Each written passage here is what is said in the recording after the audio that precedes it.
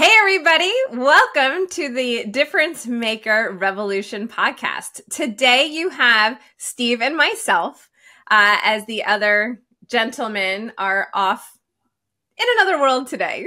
Yeah, so, I think they're all off doing something different today. So it's me and you, and I'm excited because we have a good topic. So, as Ronan says, we're grabbing our beer, although you and I don't really drink a lot of beer, but whatever it is that we're drinking. I've got my water flask. I know. I have my smoothie, my swamp juice, as you call it. So, so we're going to be here together, the two of us, and we have a very interesting topic at hand today that I think is very relevant to all year long, but right now, especially with many photographers, we're heading into a different season in our studio. We want to talk about when you're heading into a different season. For us, it's senior season. So high school senior season, not the elderly, which... That's what I thought it used to be. I'm like, the Americans love taking photos of people with walking frames. Like, what is this? But I worked it out now. I know what you're talking about. Yes. Leaving for college. Yes. Yeah. So the high school seniors, it's their last year in high school, and then they'll be heading off to college, which is a big milestone moment in the United States for youth, right? It's their culmination of they're leaving home. And they're becoming an adult. Yeah. Yeah. Great. Okay. So it's a change of season. You're heading into your senior season, and you're thinking of changing your displays. Yeah, because... all year long, we photograph babies, Steve. We photograph babies, we photograph children, and we photograph a lot of themes. But now, as we head into the summer, we photograph a lot of seniors. Between 50 to 75 senior sessions is typically what we do.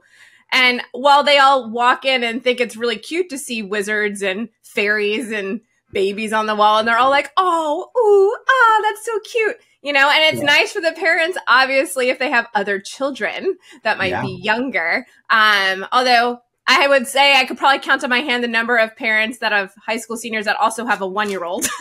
It's a big age gap. But it has happened. I mean, my brothers are 20 years older than me, so you can never discount it.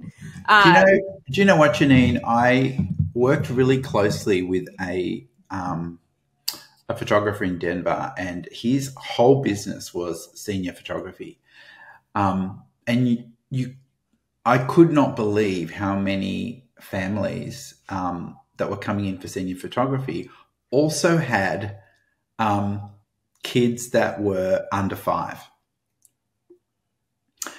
It's all those second relationships that people have, and that's 70% of the population now. Right. Right. So when we're talking about changing our displays, I think that you still need to have that element where people can see that they can come back and have photography for the younger kids. But anyway, I'm distracting you. Keep going with, no, with the brief. Give me the brief, because we're going to use your studio as the example.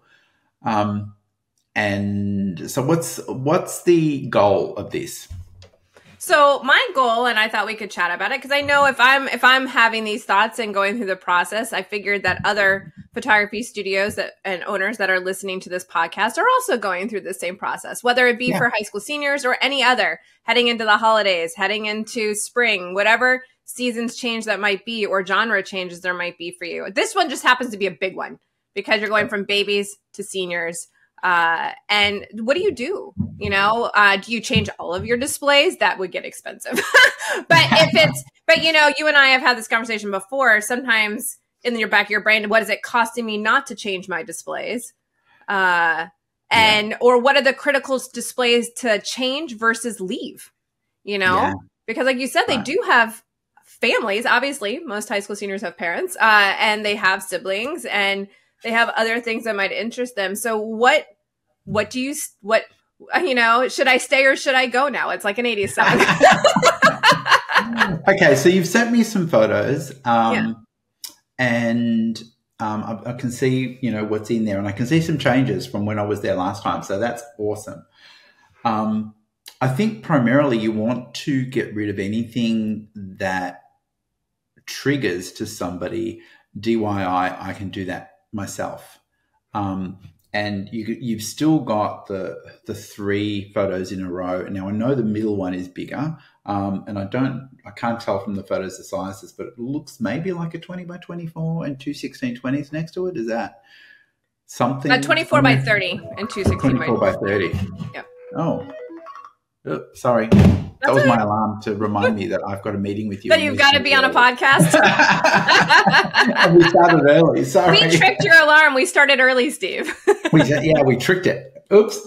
So getting rid of anything that anchors, I can do that myself. And that's when they start, rather than buying the wall art, they think, oh, if I just get a portrait box, which is great if they buy a portrait box, but it's at the expense of the wall art as well as the portrait box. So they kind of figure, well, I'll sacrifice that because if I buy 3 frames, then that can go up on my wall and I can make that look okay. So primarily that. Now, for the rules, when it comes to the rules of displays, they have to eliminate some of the biggest objections. Okay, so when we're thinking about what we're going to display in that room, we have to think about what are the common objections that you get from your high school seniors. Okay, the next rule is that it's got to sell more than just that thing. So the display that you put up has got to excite people to want to buy more than one. The other thing is that it's got to get you more bookings by giving them another reason to come in. And working with my client in Denver, which is not anywhere near like you, he was purely senior photography. He pretty much kept a full-time staff for a very small portion of the year and then carried the staff as an expense for the rest of the year. But he was doing, I think, 400 or more senior shoots within a very short period of time, of the year. And so they were doing, I think, 30 or 40 sessions a week. Yeah, you'd have to be. Yeah. So the one thing that I said to him was, you've got all these people coming in. Where's the next booking going to come from? He says, well, this is my problem. We're senior photographers and they only come in 10 weeks of the year. So the first thing I made him do was print a display of something that represents the parents coming in and having something done of themselves. So whether that's, preferably that's in the welcome area, just before they walk into the sales room. Okay. Or the design consultation space. Because then that becomes a talking point before they come into the sales room. Right? So what then started happening is they're like, oh, do you do adults and couples? Maybe we should, because now they're facing potential empty nesting. And at this point in their lives, they have to start to get to know each other again. And this is where they have to celebrate their relationship, because a lot of couples break up at this time when the kids are starting to leave home, because they turn around and think, who the hell are you? I haven't seen you for the past 18 years or 17 years. It's been all about running around after the kids. Yeah. Right. So I think that's something you've got to have in your back of your mind. The next thing that we did was that we did a display of one of the girls with their father, right? And that display got dads to jump in on the shoot, or we rebooked people. And that talking point, because when people were coming in to pick up their photos and saw it, if they'd already had their session done, they were rebooking because they've got the senior photos, but what they don't have is that senior, right? And every time I've tested it, having a half decent looking dad with a baby or their daughter gets the bookings. Right? Well, it's interesting you say that, because when you were here in January, one of the displays, because we do a lot of magical edits, and so it's interesting you mention displaying things that people can't do on their own. And that's a lot of what we do. And we do it in a lot of our collages. I showed you the one we did of James with Zelda, right? Because that's your favorite video game, right? Yeah. Let me tell you, I can't even do that. Only my digital artists can do that. So I know darn well my clients can't do that. Right. Right? I mean, it just like when people see when we do these video game group collages and wall designs, they're like, oh my God, how did you do that? I'm like, well, you know, I have the best that do these designs as part of my team. But we had just a single bell display, right, from Beauty and the Beast. And it was beautiful. And the magic was added, and there, you know, it was gorgeous, and it was a stunning piece. But the first thing that you and I discussed was changing that up to being a grouping. And then I had the thought of, because you had mentioned this to me about the dad was something else. I'm like, oh my gosh, I had a bell session where dad dressed up as Beast. And so he's a good looking dad too, right? So what a great display. But he was Beast after the transformation, right? He didn't have a mask. Right. No, he did not have the mask on. That would be a little creepy. He wasn't like the Beast with the fangs. It was the transformation. It was Beast now as the prince. And as the prince. Okay.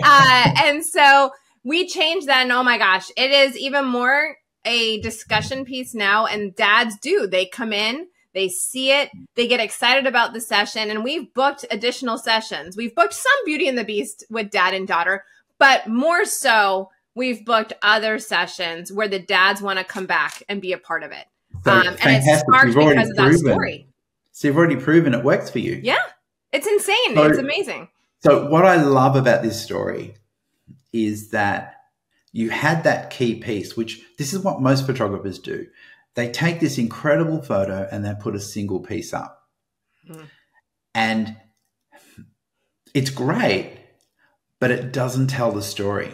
Right. And when it's a single piece and it's just this incredible photo, and it could be an incredible work of art, the focus is the size and how much is it. Right. Yes. Okay. But when you put a collection together, or you call it a collage, whatever you want to call it, a grouping, you call it a grouping. Okay. When you put a grouping together that is focused on one story and tells the story, then the conversation and the interest is about, oh my God, that's an incredible story. Tell me more about that. Right? And then you have to have in your mind, what was this grouping designed for? So was it designed to fit above somebody's bed? Was it designed to fit in a staircase? Was it designed to fit above a 3-seater couch? Because then you can say, tell them the story and let them know that let them know the names, and I don't know the names, but Belle and Beast, you would use their real names. They've got this displayed in their lounge room above a 3-seater couch. That then forces them to think what that would look like in their lounge room. And it takes away from 40-inch, 16-inch, 24-inch, right. How much is it, to, oh my God, I've got to have it. And they rarely even ask about price. You have to initiate that. And it makes them long for it. Did you find that when you actually transformed the single piece into the collage or collection, as I would call it? Yes. We did find that. And it's become, like I said, it's become a talking point. And people want to know the story, especially because, again, you know, it's dad dressed up as Beast, and it's so unique. And so it allows the story to get started. And then we're able to talk about, for us, they took that grouping and it was put in a playroom, which is also very common in Florida homes. There's bonus rooms, and that's what people turn it into, a playroom or a game room. And that's where they had put it. And so, fantastic. So now I need you to think of some displays. yeah. Where are those other places in the home that you believe your clients would want to put something that is not the lounge room? Right. Because that's done. Yes. Right? That's the go-to place. So I noticed from the photos you sent me that you've got 4 squares, 2 are bigger and 2 are smaller. Okay, and I love what you've done with this, but I would love to see this redone for seniors. And you've sort of got them lined up, so there's like a cross in the middle. Yep. So rather than, and this is just rehanging them. Rehanging them. I don't like to use the word hanging, but I couldn't think of any other way. It's like shoot hang, right? I mean, well, I'm from Australia. That's why we're all sent there, right? We're very violent. So I'd rather you close those gaps, and rather than a cross, you're moving one side up in relation to the other, so then it forms like a staircase. Okay. I see what you're saying. Does that make sense? So rather than it being a cross, right, you're going to lift one side and up higher. like a step, right? And then that will create a stepping effect. And it really does, when you say this belongs in a staircase. We originally displayed it like you did, but the moment we shifted that up and it closes the gap, but you don't want to totally close the gap. You want to sort of go halfway from where it is now. Okay. Right. No, it makes sense. Between the top and the bottom. And the people see this whole stepping effect throughout the whole thing. And we just sold so many more of these purely because we changed the way we hung it. Right. Oh, that makes sense. Because then you can say it's going up a staircase and it implies a stepping because of the... Yeah. So I'd love to see that. So do you think that would be a good wall then? So I guess that ties in well to which walls in your sales room, in your design consultation room, do you change? So how many of your displays do you change? How many do you leave? Well, I can't go into the psychology, but your left wall, whatever is on the client's left, when people are accessing their visual remembered mode, so when they're looking at the photographs that you're showing them and they're trying to think about where they're going to put them in their home, most people, 60% of the population, looks up to the left. And so whatever's in that upper left quadrant is what you're primarily going to sell. So you want to put that thing that you want to sell in that upper left quadrant. So that's the primary thing. And then you've got to walk into your room and look at where are the focal points. So usually when I've designed design consultation rooms, I've got the door at one end and then the couch at the opposite end, right? And then a display above the couch. So then when they walk through the room, right, the focal point becomes the couch, and then they've got to walk through the displays and look around them to get to the couch. Now, a lot of people are working with what they've got, and so you can't go moving doors. You can't you can't just do that. But if you are building and you do have the opportunity to do that, then that's ideal. So in your case, when you're walking in, you can't move the door. The focal point is sort of that wall, and I think it's where Belle is actually, because when you walk in the door, that's sort of the chairs are to your left, if I remember. Correct. And so that wall, even though it's on the back wall, that wall in front of those chairs is the focal point because that's where they're heading. Right. Right. And so that's a primary first impression wall. So that spot has to be killer. Okay. So we've got the parents, perhaps coming back to do a couple session on the way in, and then you want that killer one, right? I would, if I were you, I would do a senior boy, okay, because from my experience with working with other senior photographers, the senior boys have almost no resistance to having wall art up on the wall. Right. They're not, I don't care. Like, Right. whereas the single girls can sometimes go, well, there's no way I'm having a photo of me, and they get a bit more objectionable. Right. So I don't know, Yes. is it the I same don't have for my you? duck lips, and it's not a selfie from above. Yeah. Yeah, exactly. I look fat.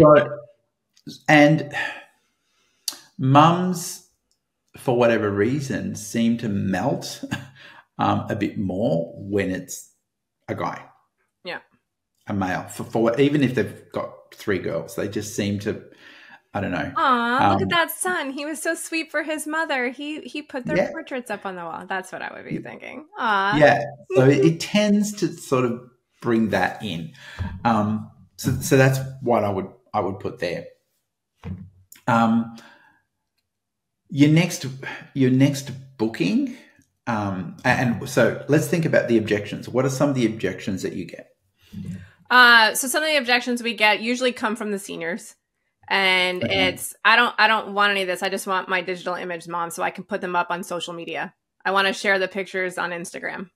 I don't want something on the wall. But then what about the photos that the mum is choosing? What are some of those objections? Because the digital media thing is, a whole process. Right. So the objections typically from the girls are, I don't like the way I look. I don't like the outfit. I look fat. Right. It's all self-image objections from the girl. And then the mom is always, honey, you look amazing. Oh my gosh, I wish I could still look like that, and it's, so it's typically self-image from the girls. From the boys, you're right. They really don't.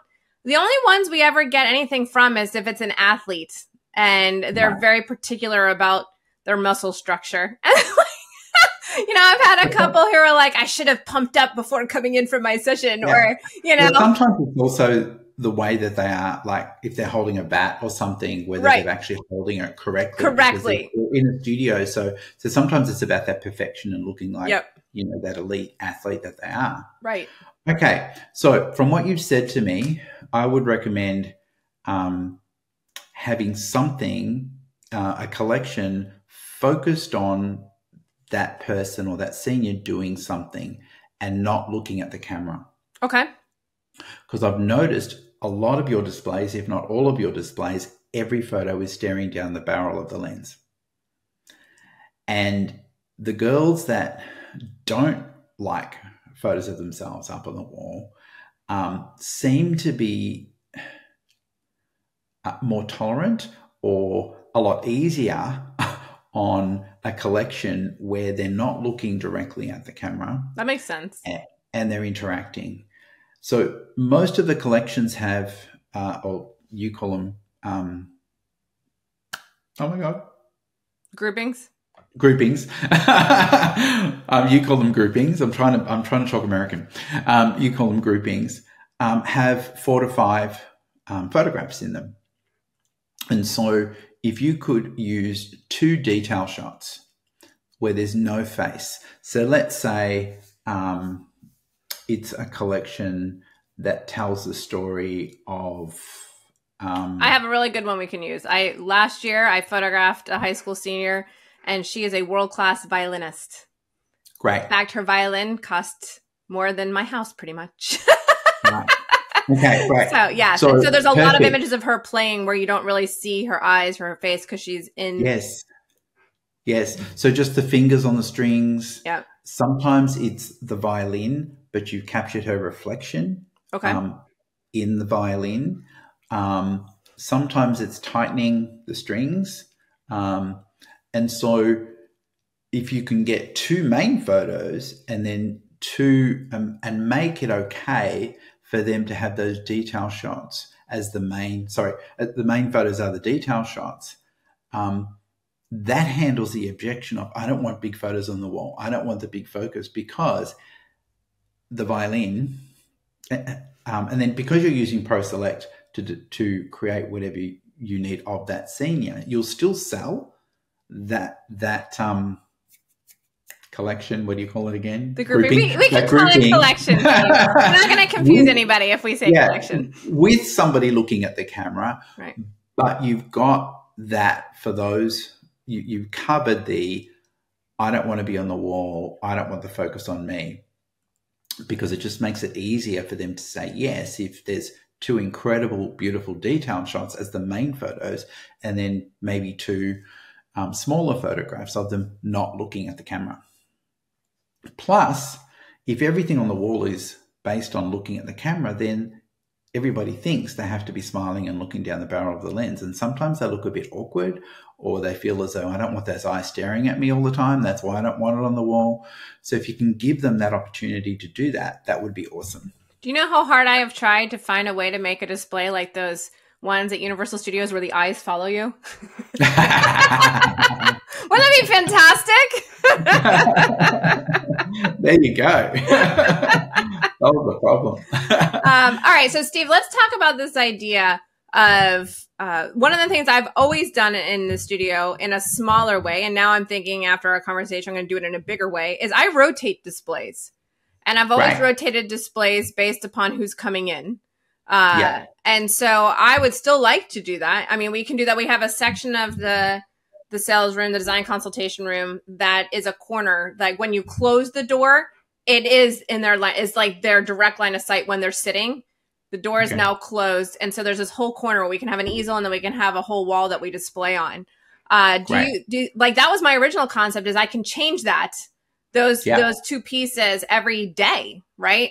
Not every day it's going to be a different piece, but depending on who's coming in for their appointment, we would change that area, but we can change more. What are your thoughts on that? Do you like the idea of rotating displays? We used to do the same because there are some people that are more artsy, and so we would have more artistic type photos where there were half faces. Sometimes because we did boudoir, we'd put more risque stuff if we knew that that client was coming in that was a bit more risque, but then there'd be people that might be offended by that. So then we would know that, so we would switch them out. Are you okay with photographing dogs? Is that an okay no, that's thing? fine. Yeah. Yeah. Okay. So my suggestion to you for one of them, for the swap outs, would be just a beautiful grouping collection. I'm bilingual now. Of just a dog. Okay. Okay. Because when I did this for Graham in his studio, those high school senior mums and dads, as the kids are growing older, are replacing that affection and that attention that they used to get from their kids with their dogs. And so when they're coming in to choose their photos and they see that, we had so many people wanting to come back and book their dogs. And in fact, a lot of the seniors were coming in with the dog to have with a their photo dogs. of the dog together. Right. Yeah, we've had that. So we do have a lot of that. It was already obvious that this was a thing. But to have a piece of wall art just of their dog, the dogs don't tend to object when mum wants a huge collection of them on the wall, and it's that extra thing. So do you make a point of photographing the dog by itself while the scene is getting changed or while the scene is getting ready for something else? Is that a thing that you're doing at the moment? I have not, but I certainly could. So give it a go. Yeah, I will. Because I actually know at least a half a dozen of the seniors coming in that are booked are bringing dogs or cats. Last year we had a bunny, and she put a little graduation cap on her bunny. It was the and actually, it's funny. Actually, now that you said that, it's funny how these conversations ring a bell. I photographed the bunny like a baby, like, you know how newborn people will do just the baby over the shoulder without the mom's face. We did that with her bunny. So we had the bunny just over her shoulder with a little graduation cap on the bunny. Okay. So when you do that, now you've got to move around the room and move around the subject so you get enough variety from that to put a group into. Yeah. And that would be fun and different too as a bunny. But we do. We have most people, it's dogs. Most people bring in dogs, but we've had a few cats. We've had the one bunny. And then we've gone on location and done some of our clients have horses. We live in sort of horse country, not really horse country, but we do have several clients with horses, and we've gone to their stables to do that. Do you know any real estate agents in the area? Say that again? Do you know any real estate realtors in your area? I've got to speak American again. You know realtors? I do, Steve. I'm dating one. Oh, that's right. Baited you there, didn't I? Oh, you're so funny. Do you happen to know a realtor? Is it possible for you to arrange an alliance maybe with a realtor? And what we did was those people that were selling their properties, particularly those horse people, creating a legacy album and creating a legacy of the home that they built, of the home that their children grew up in. People spend over 10 grand on this sort of stuff because they're cashed up, they're cashing in on the big property. They're usually downsizing. Right. Right.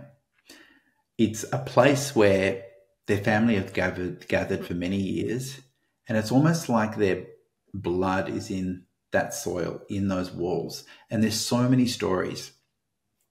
And for you to be able to find out what those stories are and photograph now the young adults in those areas and know those stories and create a legacy. We've had so many people buy groupings for each of their children as well as themselves, plus the legacy album, plus the portrait box. And so it becomes important. Anyway, I know we're going off topic, and we'll wrap it up here. But it's so funny you just said this, Steve, because Tim and I have actually had this discussion of one of the reasons he's had people object to selling their house is because they don't want to lose the wall where they had the growth chart of their kid notched into the wall. Yeah. And he's had people not sell their home and choose not to leave because they can't get rid of that wall. And they've actually asked, can I take the wall with me? Well, you could. What if he could offer them? What if he knew a photographer? What if he knew a photographer? That could tell that story, right? And they can take it wherever they wanted. Yeah. That's a fantastic idea. Oh my gosh, we now have a new podcast. Like every time we talk to Steve, we end up like coming up with a new podcast topic. And Ronan's going to kill us here because we're at 32 minutes. But so let's wrap this up really quick because I just want to make sure people who are listening all the way to the end, which you should be listening all the way to the end because at the end is where we're the best bit at the end. Right. So let's just summarize up. If you're heading into a specific season, so like for me right now, we're heading into senior season. We want to change some of our displays. Right. In the key point areas and some areas where you can rotate daily what you're going to be doing. Yeah. But then you also want to leave some up to give them other ideas of what can be done specific so what's for the that. Next reason for them to book? Right. What are their friends and family doing? What are those things that they say they're at? What is their life cycle like? And how can you get those referrals because you put up something that they can relate to? What are the objections that you tend to get? And how can you put up something? So one of our biggest objections was, from sort of that 13-year-old to 20, I don't want photos of me on the wall, right? And so sometimes just like we would get photos of them with their dad, just dad holding their hand, just the hands as the main photograph. Right. Right. And then 3 smaller photos on the side, making up a grouping, handle that objection. And we sold so many of those to that type of client. But unless it's on display, they don't get it. You give them permission that that's okay, you don't tend to sell it. And those people that consider themselves a little bit more out there, a little bit more, different, don't want the norm, love that sort of thing. And so you've got to cater for them too. Yeah, no, I love that. And so you don't have to replace everything. You can replace key pieces and then you can rotate. Yeah. And then think of those But ideas. Don't forget, here's another podcast. Don't forget you should be doing a model call because the model call actually funds all the displays. Right. For that. And because you have a great database of people, you would first offer it to, just let one of your clients know, hey, I'm doing some awesome new displays. I don't know why, but you're the first person I thought of that would be awesome. Here is whatever the gift is for them to come in. And usually they'll spend 3 to 4 times whatever you give them. And you've got to see, the fact that you're now printing new displays as an opportunity to fill some gaps and make the money and shoot for the product. Right. And so get those detailed shots. A whole other podcast. Yes. A whole other podcast.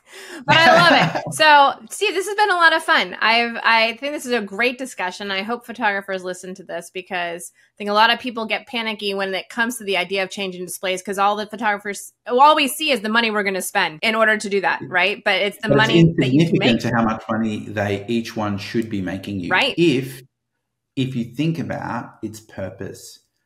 So remember, the one thing we missed out, sorry, I have to mention this before we go, is that it has to represent a purpose, as in we're in different locations that people can put it in their homes. So then you can refer to the staircase one, the one that goes above somebody's bed, the one that goes over a child's bed, the one that goes in a staircase, the one that goes in the playroom. Yeah, exactly. So then you're planting seeds in the client's mind when you're describing it. You not have to talk about 30/40s, 24x30s. Nobody gets it. Right. Nobody knows what it is. Right. And then they go into logic and forget about the whole reason why they wanted this in the first place. Wanted that in the first place. All right. So you better wrap it up, because you're already in trouble. I know. I'm already in trouble. So, all right. All right. So if you would like to join us more, you can look us up at the Difference Maker Revolution. We're on Facebook. We have a website. All the links will be in the fancy notes for the podcast. You can join us for free in our starter level education, and you get to see all of our smiley faces once a week. There's so much value in starter, so much. And it's free. Free. Totally free. So we hope that you'll join us in our Facebook group, and then come join us for our live Q&As once a week. So that's all from me and Steve. Bye-bye. Bye. And come back and listen to the next one. Yes, come back and listen to the next one. Bye, guys. Bye, everyone.